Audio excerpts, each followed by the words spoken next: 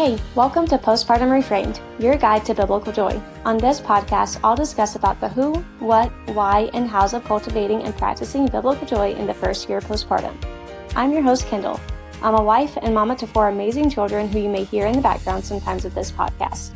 By the grace of God, I have overcome postpartum depression, rage, and anxiety by daily leaning into the strength that comes purely from His joy. Now I'm passionate about helping other moms do the same so that even in the hard moments of postpartum, it can still be seen as a joy-filled experience. This podcast is available on YouTube as well as various podcast players. You can find the full show notes in the description of anywhere that you are listening, and if you haven't done so yet, go ahead and click the subscribe button. Now let's dive into today's episode. Today I am talking about lowering the standards you may typically have for your home and learning to be okay with not getting any of the things done on your to-do list that you may have planned so that you can walk in biblical joy. But first, I know that whether you're preparing for postpartum or you are already in the postpartum period, it can be hard to know where to even begin when it comes to laying the foundation and keeping that foundation for biblical joy. That's exactly why I put together a free postpartum mini reset. It's a quick 3-minute or less audio note sent straight to your email for 3 days, giving you one tiny actionable step for that day. So if you're ready to build roots in order to still have joy despite any hard moments of the postpartum period, the link is in the show notes for you. The first standard I want to talk about is house basics. Maybe this will stay the same for you, or maybe this needs to drastically change during the postpartum season. Take a moment to think about and write down what are the basics I like done around the house each day.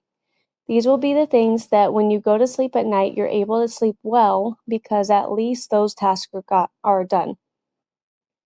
For example, this looks like dishes, laundry, and toys picked up by the end of the day for me personally. And I want to share a few things that I've done to also keep these 3 tasks super simple. For dishes, we either use a lot of paper plates and plastic utensils, or everyone uses the same dishes the entire day and is expected to clean their dishes after each meal. Dishes are one of the first things I teach my kids starting around the age of 1 because they've all so far been naturally drawn to it. So then by the age of 2, they're pretty independent when it comes to at least rinsing off their own dishes and setting them out to dry for the next meal. And then for laundry, we have minimized how much clothes everyone has, and this has been such a game changer for our family because it used to take me 2 hours to do all of the laundry if I waited to do it on one day, and now it only takes 45 minutes if I wait to do it all in one day, and both of these times include any interruptions that may come up, such as sibling fights or someone needs an ice pack and a kiss because they got hurt. And to explain this a little bit further, we essentially have eight outfits, and we don't do any patterns unless it's like a dress or something, so that all of our tops and bottoms can easily be mixed and matched. My husband, of course, has work clothes, but his work clothes truly don't add a ton of time that it takes to do the laundry. If I do laundry daily or even every other day, it takes much less time, especially because my 2, 4, and 6-year-olds are hanging up and putting away their own laundry. I just essentially sort it for them and put it in their room so that they can easily start doing it and putting it away. Lastly is toys. We do a toy rotation, so I personally don't expect them to put away their toys as soon as they're done using them. They play, and we have 2 anchor points in the day where they put them away. And I will usually give them specific jobs, such as one picks up small cars or one picks up big cars, that kind of thing. And that has helped tremendously in them not feeling overwhelmed. And you can kind of tell if your kids are overwhelmed with picking up toys, even if they don't outright say it, because they either will just completely refuse to pick up toys at all, or they will make excuses for why they can't, or it'll feel like pulling teeth to have them pick up the toys. And usually that's a sign that they're overwhelmed with possibly how many toys are actually out. And so kind of just keeping an eye on that for your specific child or children. And with them picking up all of their toys, especially with the toy rotation, it takes maybe 10 minutes. And then this might look different for you, though, depending on what your toy system looks like. So you'll want to think about ways that will work best for your family to keep the pickup as simple as possible if this is something that is important to you. I also want to add a side note to all of this that it does not have to be boring or dreadful. Make it fun for your kids. That can be as simple as playing their favorite songs or audiobooks. And no, not everything in life can be done in a fun way, but if something can be made fun, then just do it. It makes those mundane moments so much more enjoyable for everyone when you're able to do so. And at least for me, when my kids grow up, I want them to look back and be like, wow, like mom made that so much fun, made laundry and dishes so much fun, or at least tolerable to do when I really didn't want to do it. Instead of looking back and then thinking like how I nagged them constantly or got on to them constantly about not doing it, or it just being an unpleasant time. The next standard is tidiness. Your house doesn't need to be tidy every second of the day, and if you strive for that postpartum, you will drive yourself crazy. So please do not do that to yourself. The floors might go a few days unswept or not vacuumed. The counter might get a little cluttered. Clean laundry may be in a pile instead of put away, and so on.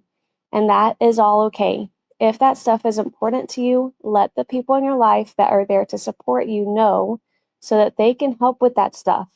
And if needed, talk about when a good time would be for them to help with those tasks so there's a plan in place.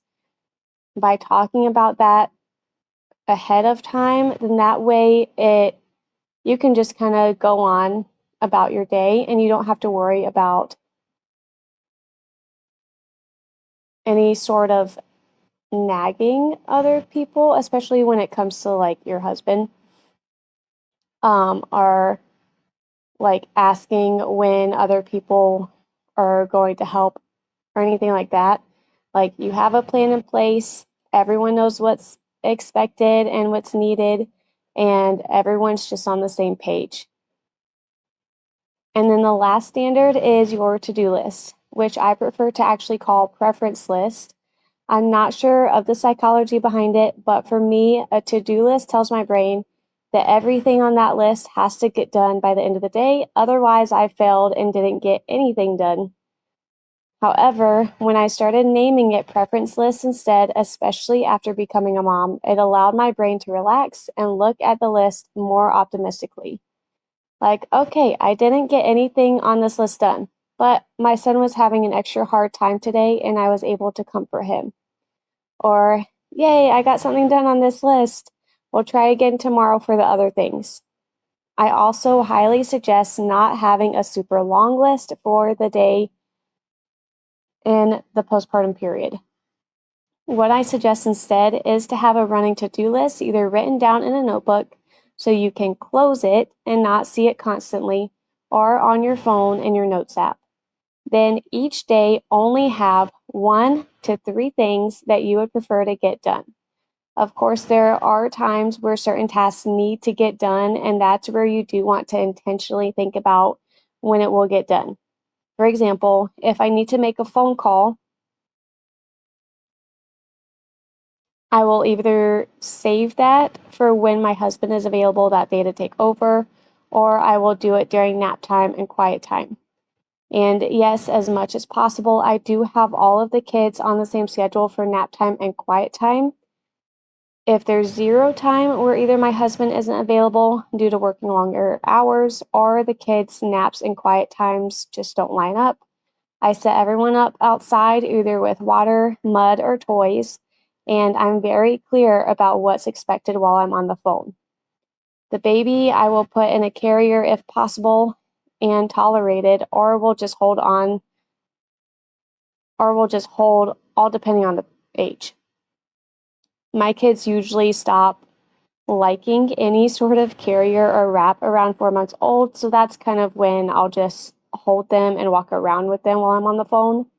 But if they're a little bit older and they're able to crawl or walk, I'll usually have them on the ground that side playing as well, and I'll just keep an eye on them while I'm on the call to make sure they're not putting rocks in their mouth.